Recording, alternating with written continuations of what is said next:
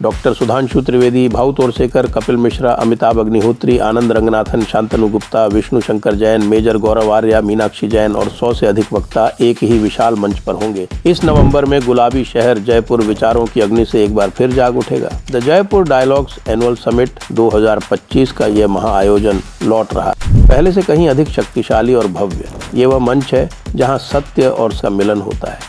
3 दिन तक राष्ट्रीय सुरक्षा से लेकर सांस्कृतिक पुनर्जागरण तक हर विषय पर बेबाक और निर्भीक चर्चा की।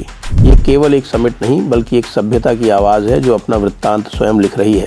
इस महत्वपूर्ण राष्ट्रीय संवाद का हिस्सा बनने के लिए आप अपना रजिस्ट्रेशन करा सकते हैं। इस वैचारिक आंदोलन को समर्थन देने के लिए आप सेशंस को स्पॉन्सर कर सकते हैं और आयोजन स्थल पर अपना स्टॉल लगवाकर व्यापक दर्शकों तक पहुंच सकते हैं। वहां रहें, साक्षी बने, आवाज बने।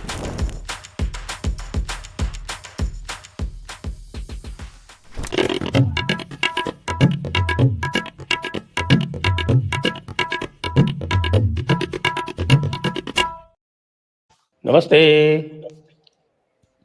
आप सभी का स्वागत है आज के इस कार्यक्रम में। और हमारे साथ है रामदास जी और रमेश शर्मा जी, और हम बात करेंगे कुछ तो बिहार चुनाव की, कुछ एसआईआर की, और कुछ थोड़ी बहुत उत्तर प्रदेश में जो प्रतिक्रियाएं हो रही हैं उसकी, और कुछ थोड़ी बहुत और जो बातें हैं उनकी। तो मैं आरंभ करता हूँ बाबा रामदास जी से। बाबा रामदास जी, राहुल गांधी का लग रहा था कि इस बार वो पूरा बॉयकॉट कर रहे हैं बिहार चुनाव का, फिर वो अचानक कैसे प्रकट हुए? सर, उनका जो पहले दिन जब वो 2 महीने बाद बिहार में प्रकट हुए और जब उनका मैंने लेक्चर सुना तो आपने कहा ना कि बिहार चुनाव का बायकॉट कर रहे हैं। जी हाँ, एकदम सही कहा आपने, वो बिहार चुनाव का बायकॉट ही कर रहे हैं और आज भी वो बायकॉट जारी है। जिस दिन वो उन 2 जनसभाओं को संबोधित कर रहे थे उस दिन भी वो बिहार चुनाव में हिस्सा नहीं ले रहे थे। आप वो भाषण पूरा सुनिए। वो 2025 के बिहार विधानसभा के चुनाव का भाषण नहीं था, वो 2029 के लोकसभा का भाषण था। वो 2029 की लोकसभा चुनाव के लिए भूमिका बना रहे थे। ये बताइए,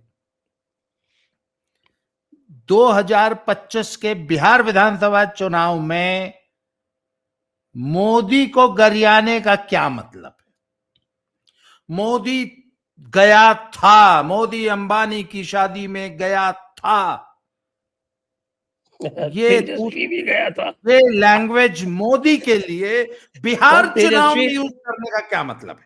नहीं, तो उनका जो साथी है तेजस्वी, वो भी तो सपरिवार गया था। सर वो बात छोड़ दीजिए, बिहार चुनाव में मोदी को गरियाने का मतलब क्या है? भैया बिहार चुनाव है, बिहार भाजपा को गरियाओ। राहुल वर्सेस मोदी करना है चुनाव। हाँ, तो Rahul versus Modi can never be in Bihar, it will always be there for the Lok Sabha. भाई अंबानी की शादी में गया, मैं नहीं गया। अरे यार, जो गया उससे भी पूछ लेते वो कहाँ गया। मुलायम का पूरा परिवार गया, डिंपल समेत अखिलेश भैया गए, पूरा। सर हमारे यहाँ ना पूर्वांचल में एक न्योता जब दिया जाता है तो कई बार बोल देते हैं सब परिवार न्योता। सर एक होता है झारा का न्योता बोलते हैं उसमें, तो उसमें होता है कि भैया के न्योता है, बोला भैया झारा का न्योता, मतलब जो घर का बनिहार है ना, जो मजदूर है वह भी जाएगा, अगर नहीं जाएगा 4 लोग नहीं जाएंगे तो उनका भोजन पैक होता है, उसको झारा का न्योता बोलते हैं। परिवार के 15 सदस्य हैं तो 15 जाके भोजन करेंगे। सर अंबानी के ब्याह में लालू का तो झारा का न्योता था, शायद 15 लोग गए थे। क्यों अवनीश जी, झारा का न्योता था कि नहीं था? बिल्कुल था सर, चार्टर्ड लेके गए थे। ऐसा फोटो ऐसा आया था जैसे अपने ही घर की शादी में खिंचवा रहा। हाँ सर, महंगी शादियों में जहां 5,000 10,000 रुपया प्लेट होती है तो वहां तो आदमी गिन के बुलाया जाता है। क्यों? और अंबानी के बिहार में पूरा लालू खानदान पहुंचा था और राहुल गरिया रहे हैं, उनको मत बैठा गरिया रहे हैं, बिहार की पब्लिक के सामने गरिया रहे हैं कि जो जो उसके यहां गया था उसका प्लेट चाटने गया था वो अंबानी का कुत्ता है, देखो मैं नहीं गया, मोदी गया था। तो लोगों ने कहा अरे यही तो तेजू भैया का पूरा खानदान गया था। सर आप इस तरह पब्लिकली बेइज्जत कर रहे हैं अपने कोalition पार्टनर को। और सर एक बात बताइए, आप बिहार चुनाव में आपकी पहली रैली है, डिड यू ब्रेनस्टॉर्म? आपने उसकी तैयारी की, क्या बोलना है क्या नहीं बोलना है, स्थानीय मुद्दे क्या? मोदी जी ने छपरा की रैली में कहा कि छपरा की बेटी ने जो भजन गाया, मेरी झोपड़ी के भाग्य आज खुल जाएंगे, राम आएंगे, पूरा हिंदुस्तान भाव विभोर होके राम की छपरा की बेटी थोड़ी है, तो मिथिला की बेटी है। नहीं नहीं, छपरा की बेटी है सर। वो मोदी इतना होमवर्क करके गए थे कि जब छपरा जाना है तो छपरा की इस बेटी को, सर इसे कहते हैं चुनाव की तैयारी। फिर ये कल कहेंगे मोतिया वोट चुरा लिया। बिल्कुल मोतिया वोट चुरा लेता है सर, आपकी जेब का वोट निकाल के मोदी अपने में ले जाएगा। आप कौन सी तैयारी करके गए थे? कौन सी तैयारी करके आप बिहार में गए थे? ऐसे मत कहिए साहब, राहुल गांधी जो है वो विशिष्ट प्राणी है, वो जो है वो देवताओं की श्रेणी में आते हैं। तो सर ये राहुल विधानसभा चुनाव नहीं लड़ रहे हैं, ये लोकसभा की तैयारी कर रहे हैं, और लोकसभा के लिए तेजस्वी और अखिलेश को बर्बाद करना, उनकी राजनीति को खत्म करना जरूरी है। जब तक ये दोनों खत्म नहीं होंगे कांग्रेस का रिवाइवल नहीं होगा, और राहुल उसी प्रोजेक्ट पर लगे हुए हैं। जी अवनीश जी। अवनीश जी जो है उन्होंने देखा है एनडीए का मैनिफेस्टो जारी हो गया है, और एनडीए के मैनिफेस्टो को अशोक गहलोत बैठ के आलोचना कर, वो कहाँ गए वो अल्लाहवारू जी। सबसे पहले तो सर अब तो मान लिया जाए कि राहुल गांधी गठबंधन में रह के लालू खानदान की पूरी राजनीति खत्म कर रहे हैं। मुझे अच्छा लगा बाबा जी ने कहा, मैं 1 महीने से रट रहा हूं, पूरी कोशिश करके ये बात रट रहा हूं, मैंने पॉइंट्स भी दिए।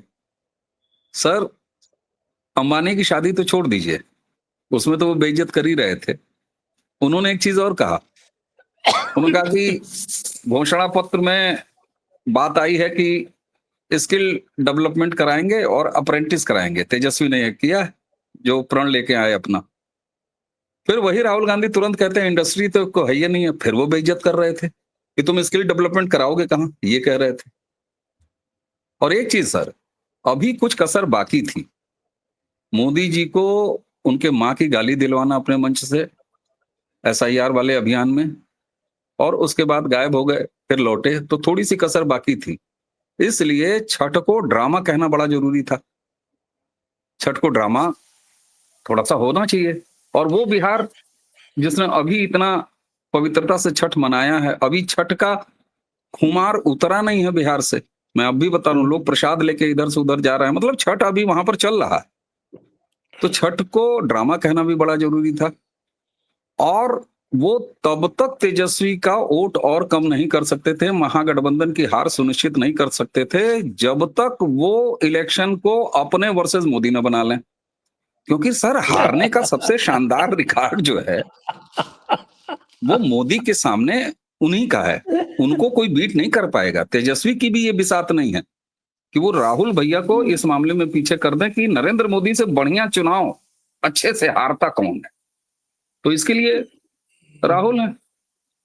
तो राहुल एक एक चीज इंश्योर कर रहे हैं सर। और अब मैं आ जाता हूं जरा आज के जो बीजेपी का मैनिफेस्टो है, संकल्प पत्र, उस पर आ जाता हूं जरा।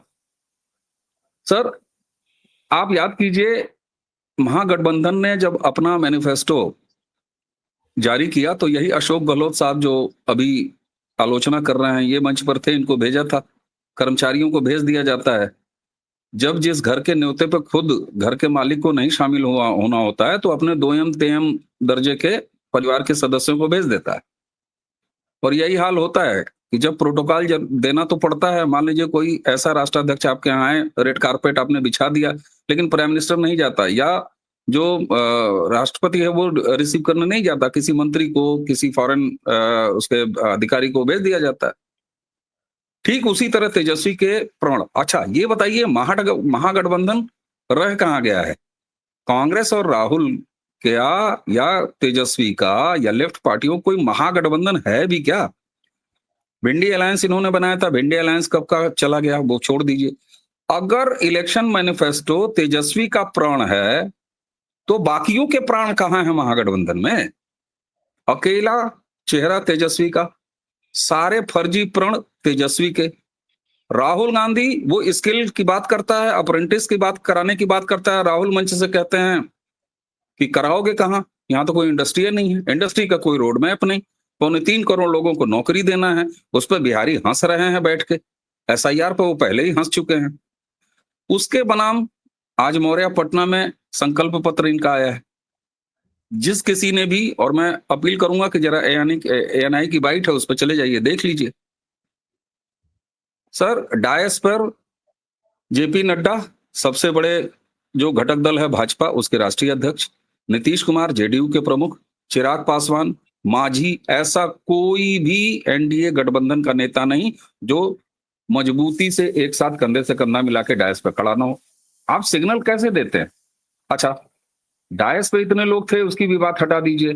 बैकड्रॉप में जो तस्वीर लगी है, जो बैकड्रॉप बना हुआ है, उसमें सेंटर में मोदी, उसके बाद नीतीश, और उसके बाद क्रम से सारे गठबंधन के जितने भी नेता हैं उनकी तस्वीर। गठबंधन की मजबूती का प्रमाण देखिए, सबसे बड़ा प्रमाण जो कि ये संकेत दे देता है कि बिहार की राजनीति और खासतौर से नीतीश कुमार और JDU की राजनीति ने किस तरीके से पैराडाइम शिफ्ट हुआ है। सर ओसामा जिस सीट से लड़ रहा है, रघुनाथपुर सीट गठबंधन में JDU के पास गई है, और वहां पर रघुनाथपुर का विधानसभा संख्या 108 से सनातन को जोड़ते हुए, ओसामा के तेजाब को तौलते हुए प्रचार कौन कर रहा है JDU कैंडिडेट के लिए? योगी आदित्यनाथ की सभा।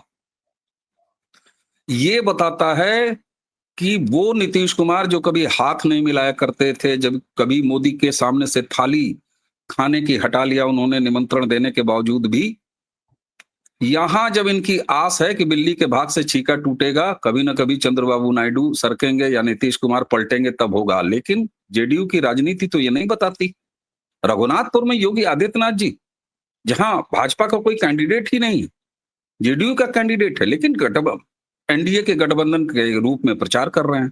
तो एक तरफ आप ये मजबूती देखिए। दूसरा, अब आ जाते हैं आज के संकल्प पत्र पर।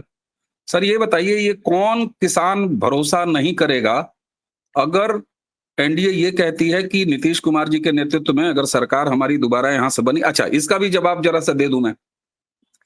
तेजस्वी ने जब खुद को, राहुल ने तो कभी नहीं ना, आप याद कीजिए कि तेजस्वी लगातार ये कहते रहे कि 99 सीट पाने के बाद भी उन्होंने राहुल के लिए कहा कि प्रधानमंत्री बनेंगे, लेकिन तेजस्वी ने कभी अपने मुंह से, राहुल ने कभी अपने मुंह से तेजस्वी के लिए नहीं कहा। तेजस्वी ने खुद को CM डिक्लेयर कर दिया। ठीक है साहब, खुद को CM डिक्लेयर करने के बाद ये लगातार इनका इकोसिस्टम पूछ रहा था, तेजस्वी सबसे ज्यादा पूछ रहे थे कि नीतीश जी आएंगे कि नहीं, नीतीश जी का डिक्लेयर है कि नहीं, NDA का कौन है। अमित शाह जी ने उसका भी जवाब दे दिया। अमित शाह जी ने सीधे कह दिया कि एक साहब घूम रहे हैं तो दिल्ली में कोई वैकेंसी खाली नहीं है, राहुल गांधी के लिए कह दिया उन्होंने। दूसरा उन्होंने कहा कि यहाँ नीतीश जी हैं और यहाँ पटना में भी कोई, बिहार में भी कोई वैकेंसी खाली नहीं है। अब उसके बाद देखिए आप, ब्रांड मोदी और ब्रांड नीतीश कुमार, ये दोनों डिलीवर करने वाली राजनीति के मॉडल हैं। अब कौन वोटर भरोसा नहीं करेगा जब बिहार में संकल्प पत्र में ये कहते हैं कि किसान सम्मान निधि जो राष्ट्रीय स्तर पर 6,000 रुपए है, बिहार में उसको ये हर साल 3,000 से बढ़ा के 9,000 कर रहा है। तो जो पार्टी, जो गठबंधन, जो सरकार 6,000 दे रही है, किसान पा रहा है सालों से, 3,000 बढ़ा के अगर उस पार्टी ने प्रॉमिस किया, उस गठबंधन ने, तो ये वोटर कन्विंस है। लेकिन 3 करोड़ नौकरी वाला आजीविका दीदी को तुम 30,000 रुपये महीने दोगे, विपक्ष में रह के तुम ये बकवास कर रहे हो, तो डिलीवरी तुम्हारी कहीं है नहीं। इसी के तहत आप देखिए, लखपति दीदी बना लिया है एनडीए ने बिहार में, और लखपति दीदी बना के उसको डिलीवर करने के बाद ये कह रहे हैं कि अब ये यात्रा लखपति से हम करोड़पति तक ले जाएंगे। 10,000 रुपया जो दिया है, 2 लाख रुपए तक को इसको आगे बढ़ाना है, ये स्कीम है। और अब इन्होंने कहा कि साहब ये लखपति को हम करोड़पति तक ले जाएंगे। अगर लखपति दीदियां बनाया है तो उस यात्रा को अगर प्रॉमिस कर रहे हैं अपने संकल्प पत्र में कि हम करोड़पति तक ले जाएंगे, कौन नहीं विश्वास करेगा इस पे? मैं कहता हूं सबको करोड़पति नहीं बनाएंगे, लेकिन 10 लाख पति होंगे, उस 1 लाख से संख्या बढ़ेगी, करोड़ की तरफ की यात्रा है। तो ये जो इनके वादे हैं, और कुछ अगर हाईलाइट में आपको देखूं तो इन्होंने इंडस्ट्रियल इसकी हब बनाने की बात कही है, और 9 लाख करोड़ का इन्होंने इन्वेस्टमेंट की बात की है।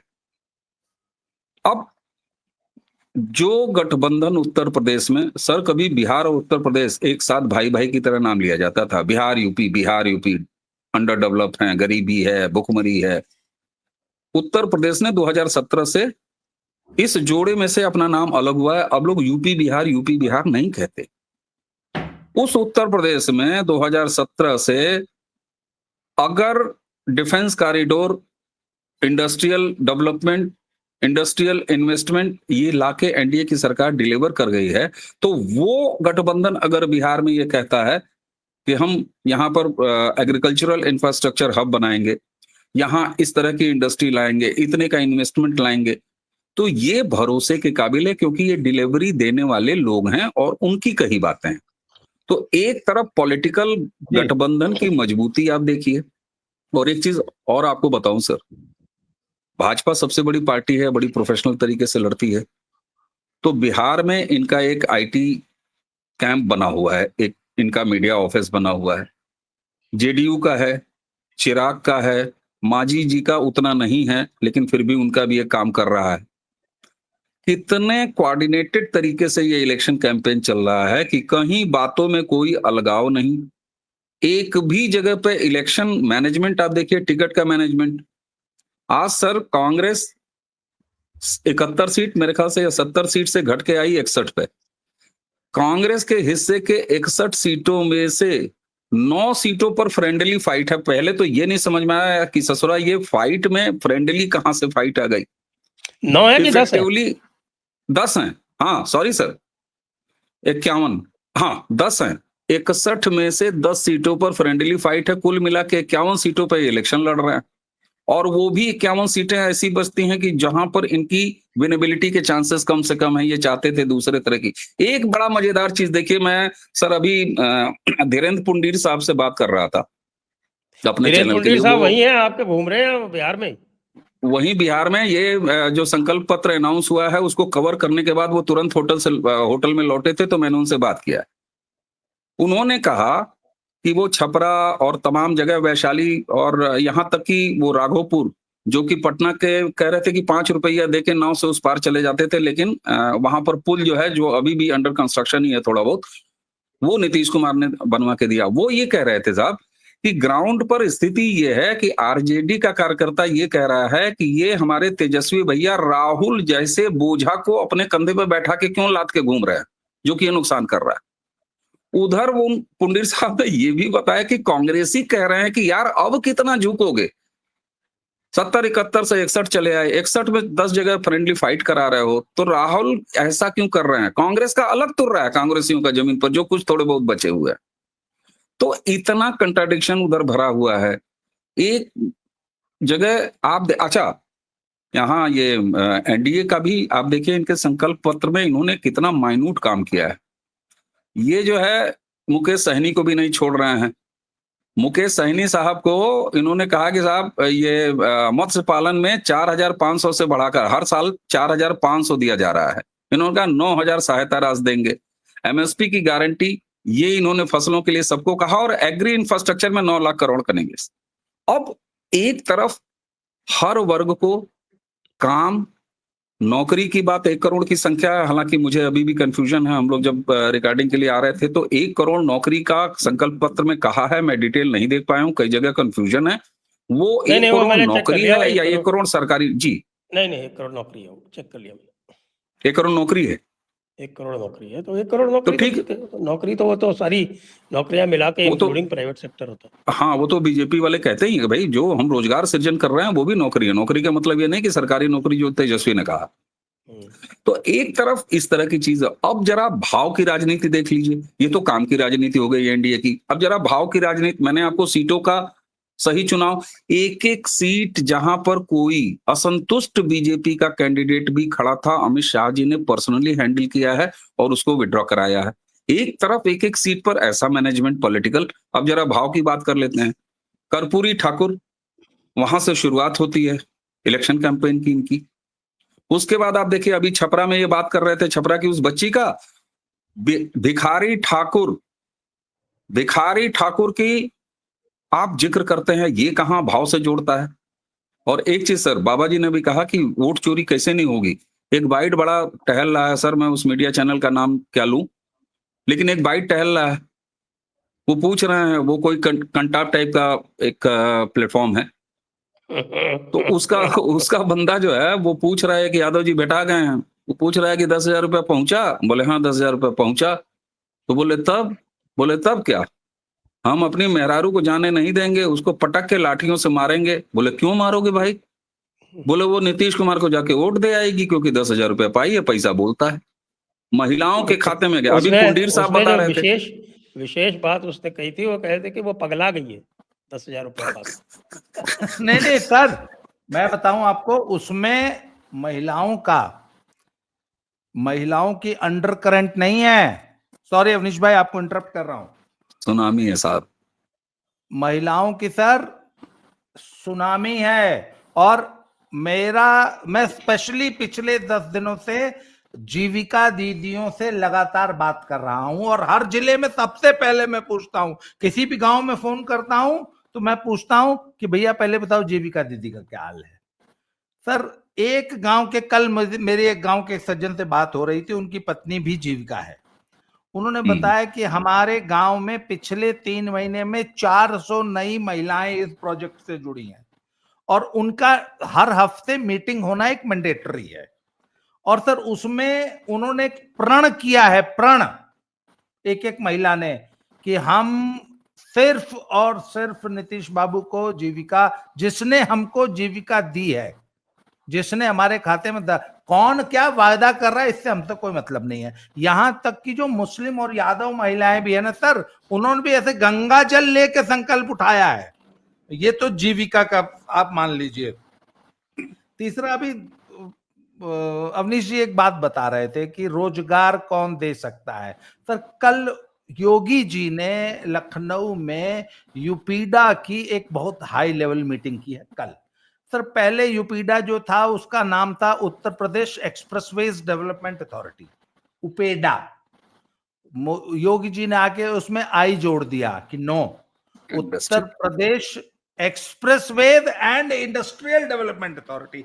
हर एक्सप्रेसवे के साथ इंडस्ट्रियल जोन डेवलप करो। और कल उन्होंने बोल दिया है कि 3 साल के अंदर जो जमीन आवंटित की गई है डिफेंस कॉरिडोर में, अगर वो प्रोजेक्ट ऑपरेशनल नहीं हुआ 3 साल के अंदर, तो जमीन वापस ले ली जाएगी। जमीन दिए हुए 1 से 1.5 साल हो चुका, उन्होंने कहा स्पीड अप करो। कहने का मतलब अगले चुनाव से पहले हर एक इंडस्ट्रियल कॉरिडोर के साथ जो वो है ना डिफेंस कॉरिडोर में आने वाली सभी कंपनियां फंक्शनल हो जाएंगी। अभी पीछे जो लखनऊ वाला हब है, वहां से ब्रह्मोस बन के चली गई है ट्रायल्स करने के बाद। सर 1 करोड़ रोजगार की आप लोग बात कर रहे हैं। सर जितना एक्सप्रेसवे का सृजन हो रहा है ना, सिर्फ एक्सप्रेसवे और रोड्स के निर्माण में 1 करोड़ से ज्यादा वर्कफोर्स डिप्लॉयड है। सर विकासशील राज्य, वो भी बिहार जैसा, जिसमें काम करने के लिए इतना कुछ है। सर सिर्फ आप इंफ्रास्ट्रक्चर डेवलपमेंट का काम शुरू कर देंगे ना, तो 1 करोड़ लोग कम पड़ जाएंगे। आज की तारीख में 1 करोड़ लोग कुछ नहीं है यूपी जैसे स्टेट में। क्योंकि वहां पे बहुत जबरदस्त सर 10 नए एक्सप्रेसवेज का डीपीआर बन के तैयार है, 13 जो है। और एक चीज और बोल दिया, इस दिसंबर तक किसी भी कीमत पर गंगा एक्सप्रेसवे चालू चाहिए। नवंबर रह गया सर बीच में 1 महीना। सर ये स्थिति है यूपी में। और सर यूपी को बनाने वाले लोग अगर बिहार में कोई वादा करेंगे तो बिहार की पब्लिक को सुनना पड़ेगा। वही चीज कह रहा हूँ, सर डिलीवरी, भाई डिलीवरी देने हाँ, वाले लोग ये डिलीवर बात कह करने रहे हैं। वाले लोग अच्छा, एक वादा चीज कर और रहे बाबा जी, हैं। ये जो बात है ना, तो ये जो योगी जी की एंट्री है बिहार में, इसको भी कुछ लोग कह रहे हैं कि साहब कि वो उनके आने से मुसलमान जो है वो कंसोलिडेट हो रहा है, तो इसके लिए जेडीयू थोड़ी सी अनईजी हो रही है। और दूसरे लोग कह रहे हैं कि खाली पोलराइजेशन थोड़ी है, जो उनकी डिलीवरी है वो एक अलग ही लेवल की है। सर सर अगर ऐसा होता तो जेडीयू की सीट पर जहां जेडीयू का कैंडिडेट है ओसामा के खिलाफ, वहां मोदी जी योगी जी की रैली क्यों होती? सर ये फितूरबाजी है। योगी जी दरअसल अब केवल भगवा वेशधारी एक नहीं संत नहीं नहीं है। अमरीश भाई, सिर्फ इतनी बात नहीं है। वहां जेडीयू कैंडिडेट है और जेडीयू कैंडिडेट ने रिक्वेस्ट किया है कि योगी जी की रैली कराई जाए। मैं वही कह रहा हूं। अच्छा, एक चीज और, योगी जी अब एक विकास पुरुष के रूप में उनकी ख्याति है, और एक संत विकास का काम भी कर रहा है, डेवलपमेंट का भी काम कर रहा है। और सिर्फ बिहार को सुनने की जरूरत नहीं है। मैं कहता हूं बिहार एक बार सुने ना सुने ये छोड़ दीजिए, भाई 32 साल का यूपी में रिकॉर्ड तोड़ा ना, केवल भगवा के भरोसे। और इसी मैं कह रहा हूं कि काम और भाव, इन दोनों की राजनीति एक साथ एनडीए लेके चल रही है। एक तरफ भाव आप देखिए, प्रधानमंत्री ने राहुल ने अपने वर्सेस मोदी बनाया, तो ठीक है, तुम छठ को ड्रामा कह लो, अब खेल लो तुम ड्रामा। आप क्या समझ रहे हैं? मोदी के माता जी को जो गाली थी उसके बराबर का ये काम है। ये नाचना तो पीछे चला गया। ये जो छठ को इन्होंने ड्रामा कहा है, आप इसका असर ग्राउंड पर देखिए। और अभी पुंडीर साहब से मैं बात करता हूं, उन्होंने एक और बड़ी मजेदार चीज बताई। उन्होंने कहा कि एक जगह मैं बात कर रहा था तो मुसहर बस्ती में मैं गया, बोले कि कोई नेता यहां आया? बोले कोई नेता नहीं आया। बोले अच्छा, तो किसी नेता को जानती हो? वोट वोट आ रहा है? बोले हाँ। बोले मोदी को जानते हैं। तो बोले मोदी को वोट देंगे। बोले मोदी को क्यों वोट दोगी? बोला मोदी राशन दे रहा है। आप सर बताइए, ये है ब्रांड मोदी जो जमीन तक उतरा हुआ है। और इसीलिए मोदी जहां रैली कर रहे हैं वहां वो अपने गठबंधन के वोट को सहेज रहे हैं, बढ़ा रहे हैं। राहुल गांधी क्या कर रहे हैं? और एक चीज बताऊं सर, जो बेस वोटर होता है ना, वो किसी भी खेमे का, किसी भी पार्टी का, वो अपने साथ इंटैक्ट रहता है। किसी भी गठबंधन या किसी भी पार्टी को इलेक्शन में वो जीत रही है, सरकार बना रही है, ये सारा डिपेंड करता है स्विंग वोटर पर। स्विंग वोटर वो वोटर होता है जो कि अंत समय में, और ये 3 से लेके 7-8% तक होता है अलग अलग तरीके से, यही सारा खेल बनाता है। राहुल गांधी जब एड्रेस कर रहे हैं, बाबा जी ने कहा भैया क्या तैयारी करके गए थे तुम छठ के भाव को नहीं जानते, उसको तुमने ड्रामा कह दिया, चलो ठीक है। तुमने अडानी अंबानी वहां रटना शुरू किया। आखिर उस स्विंग वोटर को तुम क्या दे रहे हो? तुम तेजस्वी का वोट भड़का रहे हो या कुछ और कर रहे हो, ये बता दो। तो राहुल गांधी, इसीलिए मैं कह रहा हूं कि अब मान लिया जाना चाहिए कि राहुल गांधी का एकमात्र उद्देश्य है, और अब मुझे अच्छा लग रहा है कि ये बात अब धीरे धीरे लोग मान रहे हैं, मानी जा रही है कि राहुल क्षेत्रीय पार्टियों को समाप्त करके कांग्रेस का रिवाइवल, उस प्रोजेक्ट पे काम कर रहे हैं। राहुल कहीं के चीफ मिनिस्टर, किसका कौन चीफ मिनिस्टर बनेगा, कौन से पार्टी की सरकार आई, इससे उनको क्या मतलब। और मुझे सलाह, मैं तो अगर चाहूं तो मैं सलाह देना चाहूंगा कि अखिलेश भाई, बिहार चुनाव 14 नवंबर को रिजल्ट आया, उसके बाद ये राहुल गांधी उत्तर प्रदेश का टिकट कटाएगा और तुम्हारा काम लगाएगा, सचेत हो जाओ भाई। नहीं नहीं सर, उससे पहले ममता बनर्जी का भी काम लगाएगा राहुल। आज मुझसे लिखवा लीजिए आप। ममता बनर्जी बहुत स्मार्ट हैं सर। ममता बनर्जी लाठी लेके खड़ी हैं वेस्ट बंगाल बॉर्डर पर कि बेटा राहुल इधर घुसने का नाम लोगे तो मैं तुमको बताऊंगी। आप याद कीजिए वोटर अधिकार, उसमें भारत जोड़ो यात्रा में घुसने नहीं दिया ममता बनर्जी ने। बोला सिंबॉलिकली एक दिन, आधा दिन निकाल के निकल जाओ बेटा, यहाँ हम तुमको, उन्होंने सोनिया से कह रखा होगा कि अपने पूत को इधर मत भेजना नहीं तो कूट डालूंगी मैं। राहुल वेस्ट बंगाल में कुछ नहीं कर पाएंगे, मैं बताऊं इस बात को। बहन दीदी जी जो हैं बड़ी शानदार तरीके से जानती है, इसीलिए लठ लेके बांस लेके बैठी अच्छा। हुई है। सर आप संजय सर आप पूछ रहे थे ना कि मुस्लिम वोट का कंसोलिडेशन बिहार में। सर आज की तारीख में मुस्लिम वोट बिहार में 4 जगह कंफ्यूज्ड है। ओवैसी ओवैसी ठीक ठाक चुनाव लड़ रहे हैं, और ओवैसी की एक बात जो है वो उस पे मुसलमान गर्दन हिला रहा। वो कहता है भैया 12-14% वाले यादव जी लोग हमेशा से मुख्यमंत्री बने रहे, ये 2.5% वाला सहनी जो है वो उप मुख्यमंत्री बन गया, और हम लोग 18% वाले क्या तेजस्वी यादव और लालू यादव की पालकी ढोने के लिए बने हैं। अच्छा सर, ये बात ओवैसी समझा रहा है बिहार के मुसलमान को, गर्दन हिला रहा है यूपी का मुसलमान कि कहो कहत तो ठीक हो, हम लोग साला 18-20-22%, 25%, 40-40% एक कॉन्स्टिट्यूंसी में है। हम लोग साला बंधुआ मजदूर की तरह इनको वोट दे रहे हैं, और ये साले मलाई खा रहे हैं, और हमको जो है बाबा के बुलडोजर के नीचे पीसने के लिए छोड़ दिया है।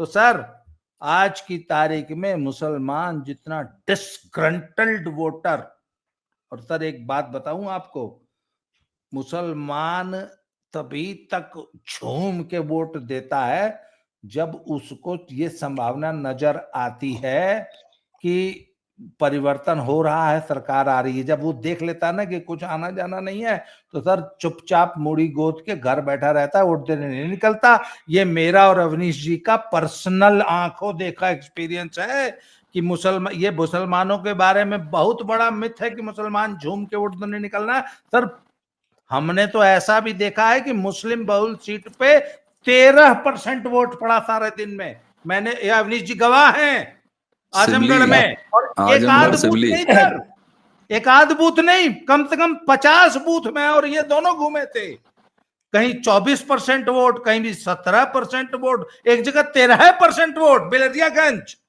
निकला ही नहीं, निकला ही नहीं मुसलमान निकलता ही नहीं। वो तो बाई इलेक्शन था ना। नहीं sir, general election 2019 general election की बात कर रहा हूँ, जनरल इलेक्शन की बात कर रहा हूँ, जनरल इलेक्शन। और एक चीज और कहाँ का? लोकसभा का था, आजमगढ़, लोकसभा का आजमगढ़ का था। दिनेश लाल निरहुआ लड़ रहे थे, जो इनसे हारे भी, और वो तो बहन जी ने शराफत से सारा वोट ट्रांसफर कर दिया, तब अखिलेश जीत पाए।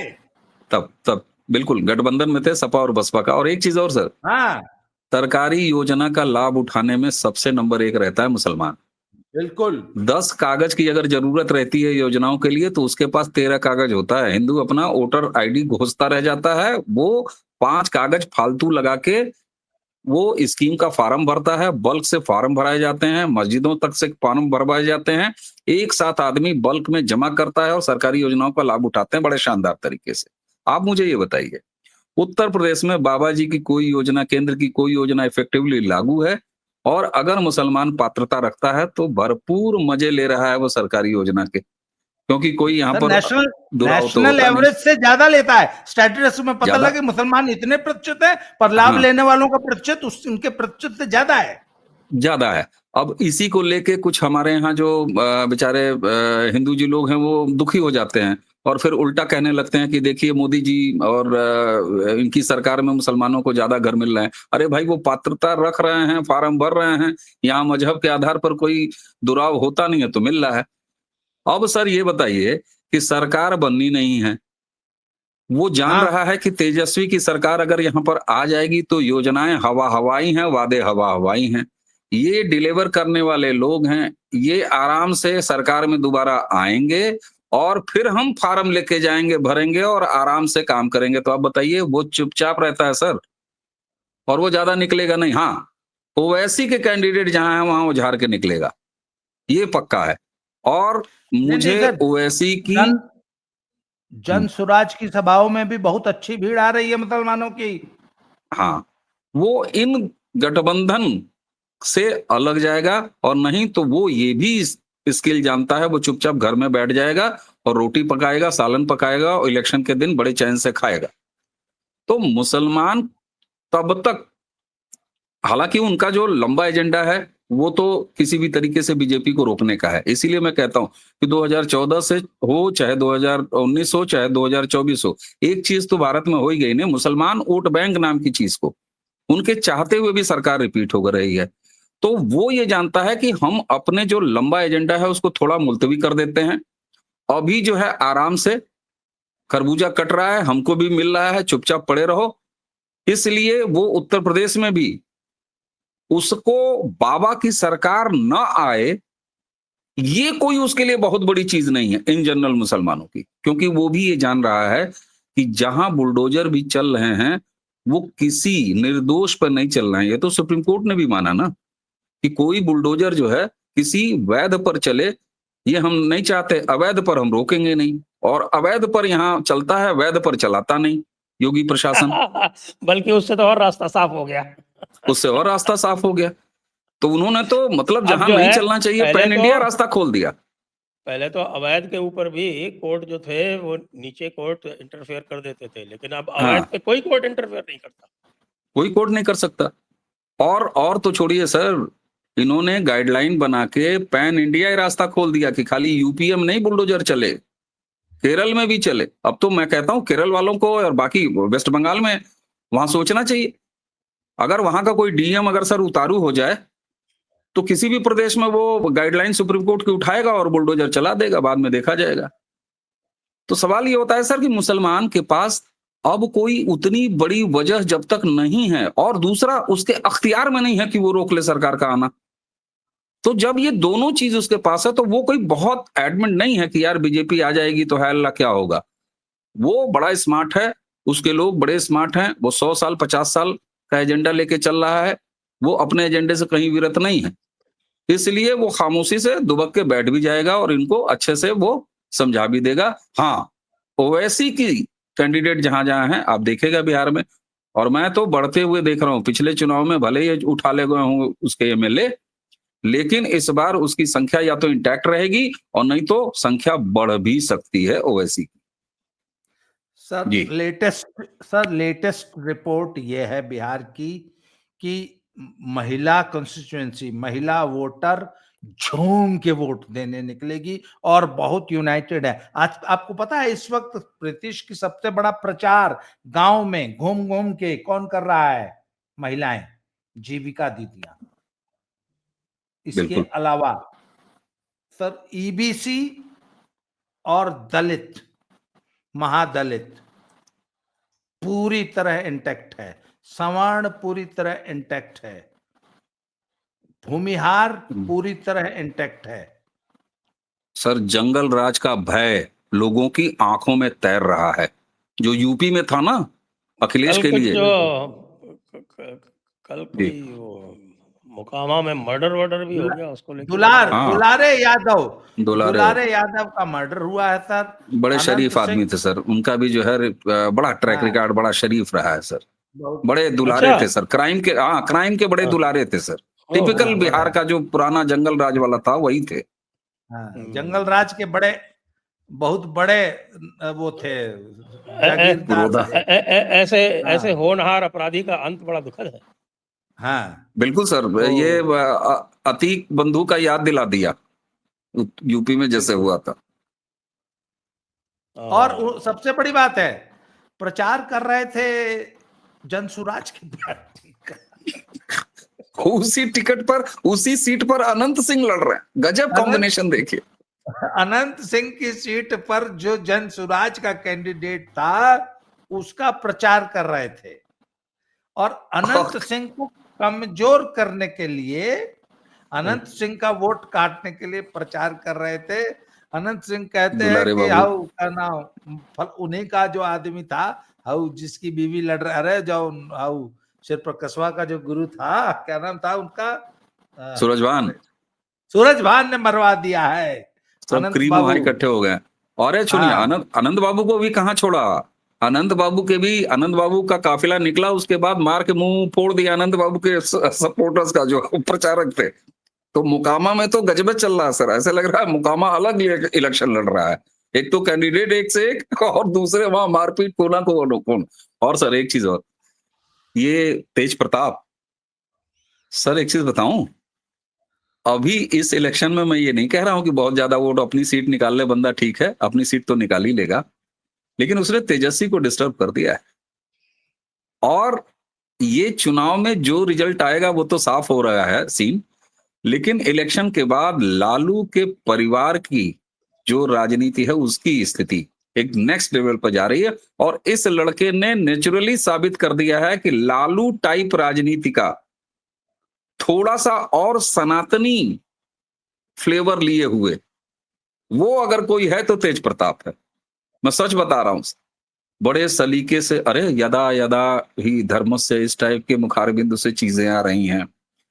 तेज प्रताप यहां कह रहा है कि दुर्योधन से खाली 5 गांव नहीं, मांगा था, दिया नहीं। एक मिनट, तेज हाँ, प्रताप के समर्थकों को और खुद तेज प्रताप को तेजस्वी के समर्थकों ने पीटा है, वही तो मैं कह रहा हूं, दौड़ा, ये असर दौड़ा आ के गया है मारा सर, है। दौड़ा के मारा है। तो खैर बिहार में थोड़ा वो बाबा जी बड़ा परेशान थे कि बिहार का चुनाव चढ़ नहीं रहा है, चढ़ नहीं रहा, ऐसा चढ़ा है कि अब सर ऊपर करके देखना पड़ेगा कितना चढ़ गया, बहुत चढ़ा है सर। अच्छा, ये एसआईआर का जो राष्ट्रीयकरण किया गया है, राष्ट्रीय स्तर पर अब एसआईआर हो रहा है, उसको लेके साहब बड़ी सारी बातें हो रही हैं, और सबसे अधिक बात जैसा कि आशा की जाती थी वो बंगाल में ही हो रही है। लेकिन जिस प्रकार से ये कराया जा रहा है, क्या आपको लग रहा है क्या कि ममता दीदी के पास में बहुत सारे ऑप्शंस हैं? क्योंकि सबका सब जो है वो डेटा की बेसिस पे किया जा रहा है। तो अब डेटा की बेसिस पे होगा तो ममता जी क्या ही कर पाएंगी? किसकी बेसिस पे सर, मैं सुन नहीं पाया। डेटा की बेसिस पे। अच्छा, डाटा। सर मेरी बात सुनिए, बीएलओ, हालांकि अखिलेश जी ने भी उसमें भी एक नया फार्मूला दे दिया है कि बीएलओ में भी बीएलओ की भी जाति गणना की जाए। तो रिजर्वेशन मांग रहे हैं जाति के, हाँ, बीएलओ में भी एडजस्टमेंट करिए। रिजर्वेशन चाहिए अखिलेश भैया को। सर बिहार उत्तर में प्रदेश में तो इतनी बड़ी समस्या है नहीं, तो अखिलेश जी क्यों चिंतित हो रहे हैं? सर मेरी बात सुनिए, मैं ये मानता हूं कि अगर अगर एसआईआर में अड़ंगा लगाएंगी तो मोदी सरकार के पास निश्चित रूप से राष्ट्रपति शासन लगाने का एक बड़ा ठोस आधार तैयार हो जाएगा। और जब तक एसआईआर हो नहीं जाएगा तब तक अगला चुनाव होगा नहीं, ये भी तय है। और अगला चुनाव अगर समय से नहीं हुआ तो अपने आप राष्ट्रपति शासन लग जाएगा। और सर ममता बनर्जी किसी भी कीमत पर ये नहीं चाहेंगे कि किसी राष्ट्रपति शासन में अगला चुनाव हो, इसलिए सर थोड़ा बहुत नाटक करेगी बहन जी, वो आप देख लीजिएगा, एसआईआर बहुत स्मूथली होगा। मोदी जी और वो तो इंतजार कर ही रहे हैं कि किसी तरह से जो है हमको राष्ट्रपति शासन लगाने का मौका मिल जाए। पर सर ऐसा ममता बनर्जी बहुत चालाक पॉलिटिशियन है, वो बिल्कुल मौका नहीं देगी। आप देख लीजिएगा, सबसे बढ़िया एसआईआर अगर कहीं होगा तो बंगाल में होगा। आप देख लीजिएगा, आज मेरी बात को नोट कर लीजिएगा। और सबसे क्या बोल स्मूथ, रहे हैं? ममता जी कह रही हैं कि यहाँ आग लग जाएगी, दंगे हो सर जाएंगे। आग लग जाएगी। सर मैं तो चाहता हूं कि आग लग जाए एसआईआर के नाम पे, और फिर राष्ट्रपति शासन में एसआईआर हो। क्योंकि अब जब तक एसआईआर नहीं होगा तब तक चुनाव नहीं होना है भाई। वोटर लिस्ट ही नहीं रहेगी तो चुनाव काहे का। सर ये बड़ा टेक्निकल पॉइंट है, बड़ा आप तो बहुत बेहतरीन समझते हैं, हम लोगों से ज्यादा समझते हैं। तो सर आग, बल्कि मैं, मुझे तो ये डर है कि कहीं जो फ्रिंज एलिमेंट है वो जानबूझ के आग न लगा दे ममता बनर्जी की सरकार को डिरेल करने के लिए कि एसआईआर मत होने दो, बवाल करा दो, जिससे कि राष्ट्रपति शासन में एसआईआर हो और राष्ट्रपति शासन में ही अगला चुनाव हो। क्या फ्रिंज एलिमेंट किसको कह रहे हैं? नहीं, ममता बनर्जी का अब फ्रिक्शन है। देखिए वो ममता फिरहाद के हकीम कह रहा है कि जिस किसी ने किसी भी एलिजिबल वोटर को अगर इंक्लूड नहीं किया तो उसकी टांगें तोड़ दी जाएंगी। तो कहाँ दे उनका पाए, कोई एक शिकायत गई कलकत्ता का थोड़ी ना। मेयर उन्होंने जानबूझ के एक मुसलमान को बना रखा है। अरे एक, भद्रलोक का हाँ, शहर है वो। एक विधायक ने भी कहा है, वो पूरी बर्धमान का, उसने कहा कि मैं बीजेपी वालों को जिंदा जला डालूंगा एसआईआर में अगर एक भी वोट कम हुआ तो ममता जी, अच्छा, ममता जो कर सकती थी, बाबा जी ने जो कहा ना उसमें मुझे दम नजर आती है बात में सर। ममता को जो करना था ममता ने वो कर लिया है। वो क्या कर सकती थी, लगभग 500 सवा 500, जिसमें कलेक्टर से लेके करीब 60-65 आईएएस हैं, उसके अलावा जो प्रोविंशियल सिविल सर्विसेज के लोग हैं उनको, कुछ सेक्रेटरीज को, कुछ कमिश्नर्स को, और यहाँ तक कि सीनियर सबॉर्डिनेट्स लेवल पर 700 सवा 700 ट्रांसफर उन्होंने किए हैं। और 2 लिस्ट अपलोड किया उन्होंने 2 बार में। एक तो जो इनका एसआईआर पर इलेक्शन कमीशन की प्रेस ब्रीफिंग हो रही थी उसके ठीक पहले, और जैसे ही वो खत्म हुई उसके थोड़ी देर के बाद दूसरी। तो मुझे लगता है कि ममता को भी ये पता है कि एसआईआर वो रोक नहीं पाएंगी। उन्होंने अपने तई जो कर सकती थी वो उन्होंने कर लिया है। और ये ट्रेंड तो दिखाई जाता है, आचार संहिता लगने से पहले ये बल्क में, थोक भाव में ट्रांसफर कर लिए जाते हैं। अब वो क्यों किए जाते हैं सबको पता है। अब इससे कोई सरकार ऐसा नहीं है कि अछूती है। तो ममता के हाथ में जितना है गुंजाइश उन्होंने कर लिया है। लेकिन जिस तरीके से ये डेटाबेस काम हो रहा है, और इसने सर एक चीज मैं बताऊं, राहुल गांधी को ये क्रेडिट देना चाहिए कि उन्होंने पूरे देश भर में एसआईआर के लिए माहौल बना दिया। बिहार के एसआईआर के बाद जिस सफलता से हुआ और जनता ने ये देखा, तो अब जैसे ये 12-14 राज्यों में हुआ, जनता वेलकम करने को बैठी है कि हाँ, अगर वोटर शुद्धिकरण हो रहा है तो वो होना चाहिए। अच्छा, दूसरी तरफ बीजेपी जिस तरीके से इसको काउंटर कर रही है, इसको, इस मुद्दे को उठा रही है। अमित शाह जी क्या कहते हैं कि भाई ऐसा कैसे हो सकता है कि कुछ विदेशी या गैर भारतीय यहाँ कौन सी सरकार बने ये डिसाइड करें। इससे सारे लोग कन्विंस है कि हाँ, कोई रोहिंग्या, कोई बांग्लादेशी, कोई अवैध वोटर हमारे यहाँ की स्टेट गवर्नमेंट कौन बनाए ये डिसाइड करे, ये तो कोई नहीं चाहता। तो मुझे लगता है एसआईआर के लिए जो सकारात्मक माहौल बन गया है, इसके लिए राहुल गांधी को क्रेडिट दिया जाए और उनसे कहा जाए कि फिर कोई चूरन बेचें, ताकि जो है इलेक्शन कमिशन को सहूलियत हो कि वो एसआईआर बड़े अच्छे वातावरण में हर स्टेट में पैन इंडिया करा ले जाए। देखिए एक चीज मैं क्लैरिफाई कर दूं कि एसआईआर के जो मैंने कहा ना कि ये प्योरली डेटा बेस्ड है, वो कैसे है कि एसआईआर की मेथोडोलॉजी क्या है कि भैया अगर आप 2002 में जो बंगाल के लिए बेस है, तो 2002 में यदि आपका नाम था वोटर लिस्ट में तो आप ऑटोमेटिक हैं, और यदि आप ऑटोमेटिक नहीं है तो आप अपने, आपके माता या पिता का यदि नाम था तो वो आप बता दीजिए, आप ऑटोमेटिक हो जाएंगे। तो ये 2 चीज़ों में आप ऑटोमेटिक हैं। ये जो ऑटोमेटिक की संख्या अभी यहाँ का जो प्री एसआईआर कंप्लीट हुआ राजस्थान का, सो 70.3% लोग जो है वो ऑटोमेटिकली एंट्री पा गए। कितने? 70.3%। आपको पता है ये आंकड़ा जो है बंगाल में 50% से नीचे। तो कैसे होगा? वही तो हम पूछ रहे हैं। बाबा जी बताएंगे। यदि आप ममता बनर्जी हो तो क्या करेंगे? सब 50% हो जाएगा, बाकी नहीं होगा, फिर अब्दुल कागज दिखाएगा, और क्या होगा। और उन्होंने साफ-साफ कह दिया कागज तो दिखाना पड़ेगा भैया। अगर 2002 से लिंक नहीं है तो कागज तो दिखाना पड़ेगा। हाँ तो सर अब्दुल सर कागज अब खोजेगा ना, सर और तीसरी अब पुश्त वाले देखिए, रामलाल नाम का कागज निकलेगा। बहुत मजा आएगा या सर, आने तो दीजिए। सर या तो कागज दिखाएंगे, नहीं तो फिर राष्ट्रपति शासन में दिखाएंगे, तब राष्ट्रपति शासन लग जाएगा। और टेक्निकल कागज ग्राउंड पे रामलाल का लगेगा ना निकल सर। आया तब, बाबा जी कागज रामलाल का हाँ? निकल आया तब। देखिए सर, चाहे कुछ हो जाए सर, 2 करोड़ के आसपास, आपका ही प्रोग्राम में सुन रहा था, शायद यश भाई के साथ था, किसके साथ था, संजय सर, आपने अंदाजा लगाया था कि 2 करोड़ नाम कटेंगे अगर बिहार में 65 7 लाख नाम करोड़ 33 लाख 2020 में थे जी वोटर। जी। तो अब अगर उसकी नेचुरल ग्रोथ मान ले तो 5 साल में मान लिए 5% बढ़ गए होंगे। वो बिहार वो पश्चिम बंगाल की पॉपुलेशन ग्रोथ औरों से कम है। इसका अभी एक गैप निकाला गया था अलग अलग प्रदेशों का जहाँ जहाँ SIR होने हैं। तो ये गैप ये था कि साहब कि वहाँ की जो पॉपुलेशन ग्रोथ है वो कितनी है और जो वोटर ग्रोथ है वो कितनी है। तो उसमें जो अंतर आ रहा है वो मुख्यतः वो अंतर है जो डेड और डुप्लीकेट वालों का अंतर है।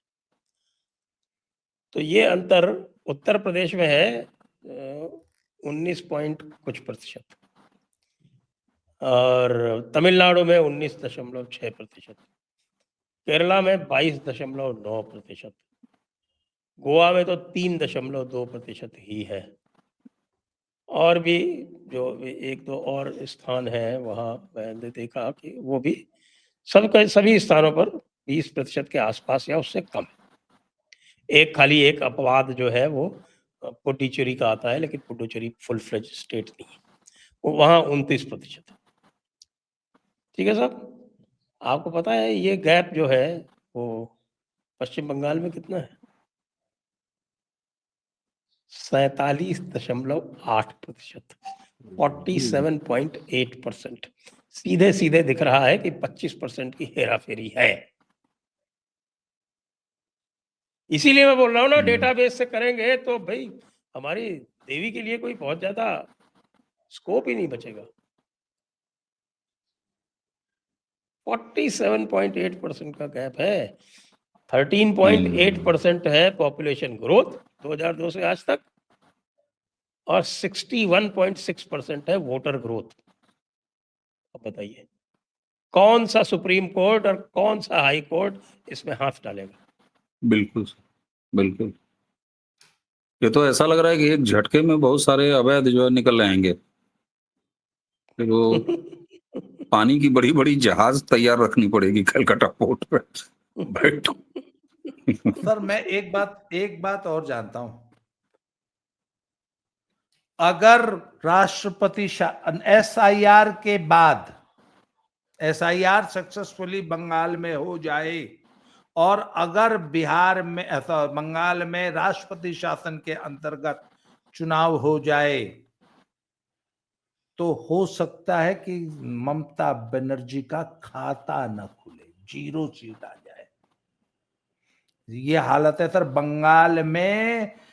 ऐसे ऐसे परिवारों को मैं जानता हूं जिन्होंने पिछले 40 साल में आज तक वोट नहीं एक डाला। बार भी वोट डालने का मौका नहीं मिला।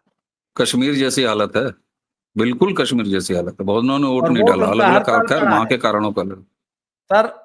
बंगाल में आज भी अगर आप भाजपा के या किसी अन्य पार्टी के वोटर हैं तो आप वोट नहीं डाल सकते। आज भी ये स्थिति है।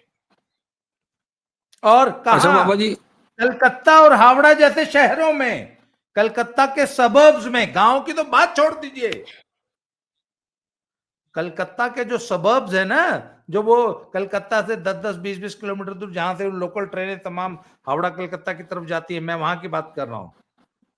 मैं कल्याणी नामक एक शहर कस्बा कह लीजिए उसको, कलकत्ता से शायद 50 या 60 किलोमीटर दूर वहां गया था। वहां पे मुझे मेरे एक दोस्त ने बताया कि देखिए ये चौराहा देख लीजिए, यहाँ से ओ वहां तक चौराहा देख लीजिए। कहते वो परले चौराहे पे TMC का एक गुंडा कुर्सी डाल के सुबह 7 बजे बैठ जाता है और किसी की हिम्मत नहीं होती कि कोई बूथ पे चला जाए और 1000, 1500, 2000 प्रति बूथ वोट पड़ता है। सारा वोट TMC के गुंडे डालते हैं। बूथ पे 300-400 की लाइन होती है, 1500 वोट पड़ता है। भाजपा का एक भी वोटर बूथ तक नहीं जा सकता और आज तक कभी नहीं गया। ये हालत है सर बंगाल में। इस तरह TMC चुनाव जीतती है। FIR हो जाने दीजिए और एक बार राष्ट्रपति शासन में चुनाव हो जाए। जी ये तो साहब बाबा जी तो पूरी तरह से ममता दीदी के खिलाफ जा रहे हैं। इसे तो कैसे चलेगा? पहुंच जाएगी क्लिप अगर ये वाली बंगाल, तब बाबा जी को पता चलेगा। एक चीज और भी है सर, बंगाल जब भी कोई बदलाव करता है ना तो बिल्कुल एक तरफा करता है, झाड़ू ही लगाता है। 32 साल लेफ्ट का जब उसने बदला तो भले उसी पैटर्न पर ममता उठा ले आई, काडर तक सर ले आई, लेफ्ट भी बूथ कैप्चरिंग से ही जीतती थी। यही करता था। उससे तो पहले अब कांग्रेस बूथ कैप्चरिंग से जीतती थी। हाँ, लेकिन अब अगर लोग उम्मीद लगाएं कि भाजपा ऐसा कर ले जैसे ममता ने कर लिया और कांग्रेस के बाद लेफ्ट ने कर लिया, तो वो काम अगर भाजपा नहीं करे तो ठीक है भैया, नहीं करे, वो काम एसआईआर कर देगा। एसआईआर अगर हो गया सही से तो भी, और ये तो निश्चित तौर पर है कि राष्ट्रपति शासन, फ्री एंड फेयर इलेक्शन अगर हो जाए वेस्ट बंगाल में, अब ये कैसे जी। होगा, राष्ट्रपति शासन से हो, अब ये तो शाह जी और केंद्र सरकार ही जाने।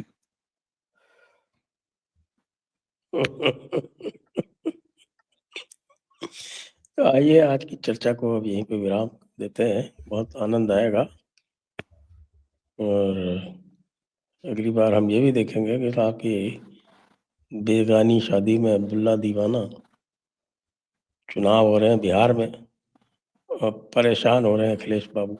ये भी एक मैंने विचित्र सी उनका बात। उनका उनका मालूम है कि अगली शादी उनके आंगन में है।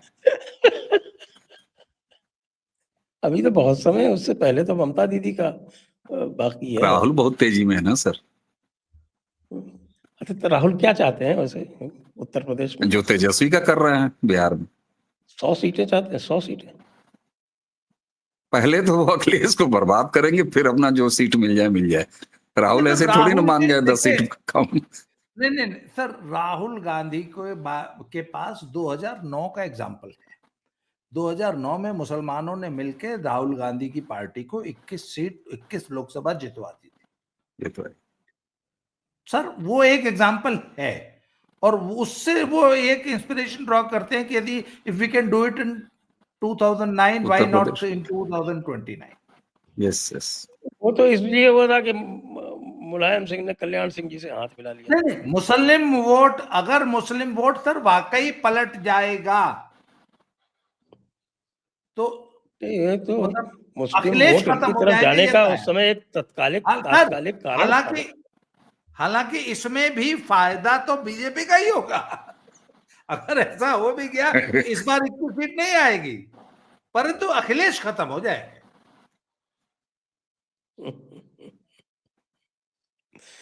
चलिए आज की चर्चा को यहीं विराम देते हैं। सभी दर्शकों को बहुत बहुत धन्यवाद। बाबा रामदास जी के और अवनीश जी को भी बहुत बहुत धन्यवाद।